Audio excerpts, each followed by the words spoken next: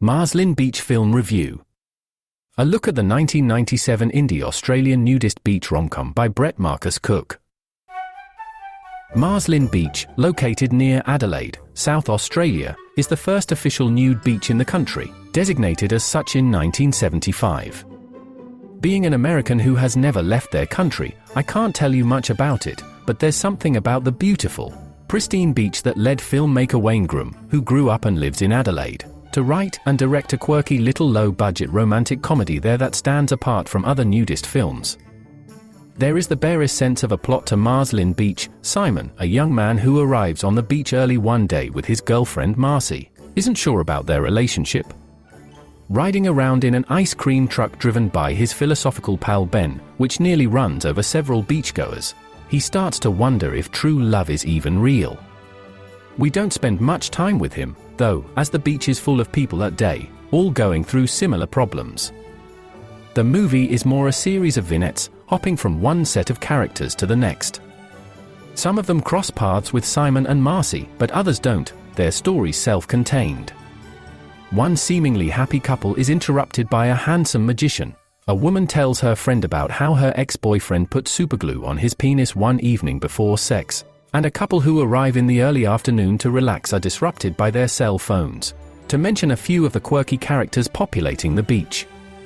Things get pretty absurd pretty quickly, feeling like a teen sex comedy without any actual sex really happening. Nudism is never mentioned once, despite the movie never leaving the beach and most of the cast being nude. Some characters remain at least semi-dressed, and only for one of them is this ever brought up. The director, Groom, stated that he visited the beach often as a kid and loved it, and he directed the film Nude himself. But I can't find any mention of whether or not he identifies as a nudist, and none of his other film work seems to feature nudity so prominently, and that's okay. He's joked in interviews that not having many costumes, only one location, and setting the entire movie over the course of a single day were decisions made largely for keeping the budget low. It's pretty refreshing to watch one of these films and not feel like you're being preached to about nudism, though. You just get caught up in the absurd tangle of these people's romantic lives. They mostly skew young, but there are some older, heavier men and women who get some nice screen time too. Additionally, the film is surprisingly raunchy with its humor, like the aforementioned superglue incident. Most nudist films are extremely chaste, with the romance always being sweet and innocent, due in part to Western society's belief that nudity is itself sexual. This is, of course, untrue, and nudists tend to spend a lot of time arguing against that belief, and presenting themselves as virtually asexual to keep a barrier up between nudism and sexuality. I wouldn't say the movie gets quite as dirty as your average American Pie, but it does get close, including some fart jokes for good measure. I wasn't put off by it or offended, and I was honestly a little taken aback by the funny juxtaposition of the casual nudity with the more lowbrow gags, but your mileage may vary. It's especially nice how, apart from a couple brief exceptions, none of the characters are really sexualized or shot in a more lurid way. There aren't really any coy attempts at censorship either, the actors handle themselves casually. Aside from the outrageous relationships and situations the cast find themselves in, everything feels so genuine. The beach itself is gorgeous, and cinematographer Rodney Bolton takes advantage of the natural light and the gorgeous landscape of sand and cliffs. The version of the movie I watched, which I found on the Internet Archive, is a VHS recording of a TV broadcast.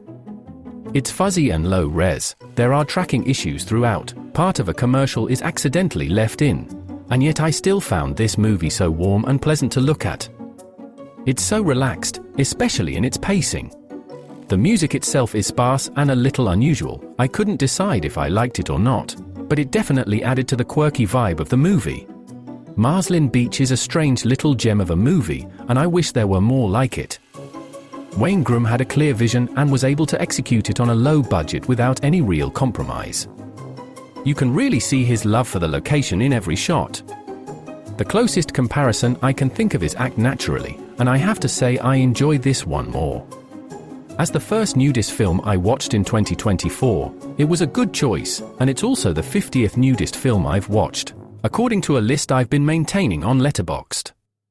I can't even remember how I found it, someone recommended it to me on Twitter long ago, And I remembered it while scrolling my watch list, but I'm grateful. We hope you're enjoying Planet Nude. If so, please consider a paid subscription. Your membership comes with exclusive content and supports our work. Subscribe at www.planetnude.co.